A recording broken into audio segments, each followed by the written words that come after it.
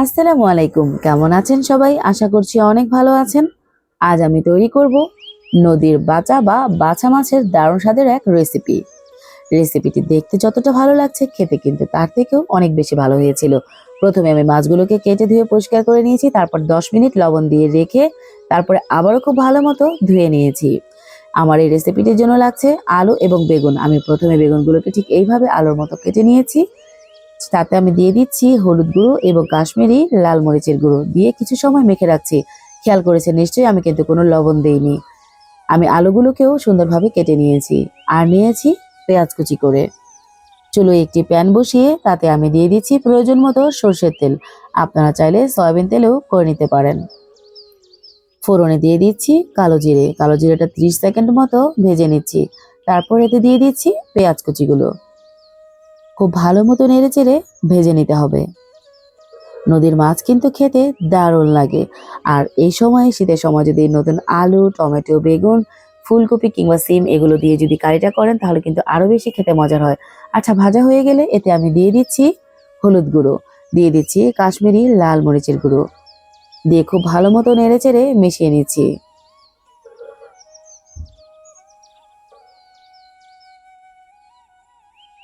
ভাজা হয়ে গেলে এতে আমি দিয়ে দিচ্ছি আলু এবং বেগুন, মশলার সাথে খুব ভালো মতো মিশিয়ে নিচ্ছি।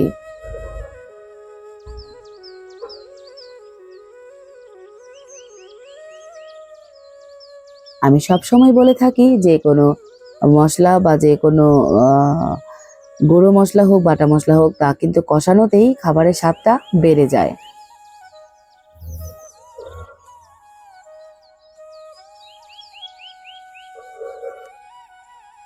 কিছু সময় ভেজে নিয়ে এতে আমি দিয়ে দিচ্ছি কাঁচামরিচ বাটা, দিয়ে দিচ্ছি আদা রসুন বাটা, আর দিয়ে দিচ্ছি জিরে গুঁড়ো,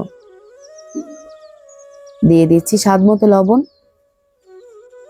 এরপর সবকিছুকে খুব ভালো মতো আবারও মিশিয়ে নিচ্ছি এবং একটু ভেজে নিচ্ছি।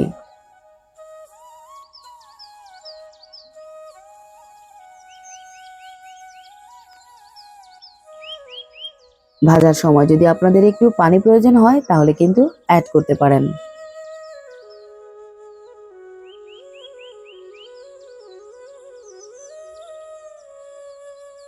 এখন আমি দিয়ে দিচ্ছি সামান্য পরিমাণ পানি।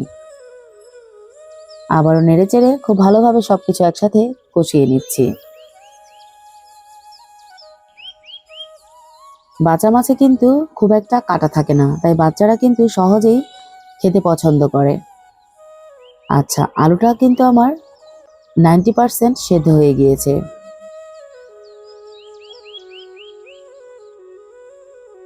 এখন আমি এতে দিয়ে দিচ্ছি মাছের টুকরোগুলো।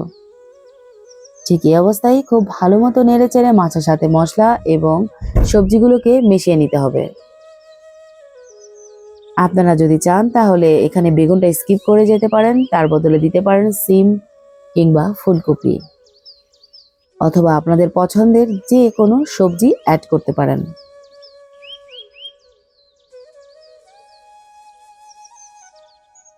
খুব ভালো মতো নেড়েচেড়ে নিয়েছি এবং কিছু সময় কিন্তু আমি কষিয়ে নিচ্ছি।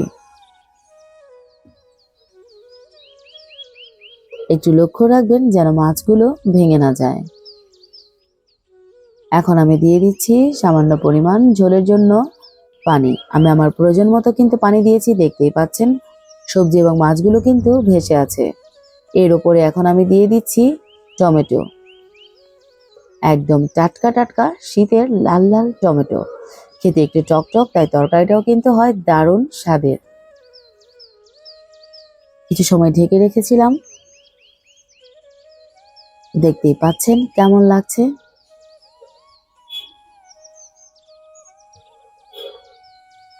একটু নেড়ে দিয়ে আমি কিন্তু আবার ঢেকে দিয়েছিলাম।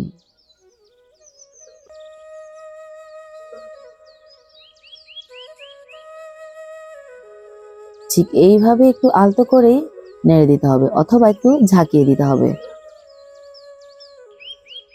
আচ্ছা, এই রেসিপিটি কিন্তু আপনারা অন্য যে কোনো মাছ দিয়েও করে খেতে পারেন অথবা শুটকি দিয়েও কিন্তু করে খেতে পারেন। রান্নাটা কিন্তু আমার একদমই শেষ হয়ে গিয়েছে, আপনারা চাইলে আর একটু শুকিয়ে নামাতে পারেন। এই পর্যায়ে আমি দিয়ে দিয়েছি একদম ফ্রেশ ধনেপাতা কুচি। আমার রান্নাটা একদমই কমপ্লিট হয়ে গিয়েছে, এখন আমি সার্ভ করে দিচ্ছি। আলহামদুলিল্লাহ, অনেক ভালো হয়েছিল। আমার রেসিপিটি যদি ভালো লেগে থাকে অবশ্যই আমার জন্য দোয়া করবেন, আমার পাশে থাকবেন, লাইক কমেন্ট করবেন। সবার জন্য অনেক দোয়া রইল। আসসালামু আলাইকুম।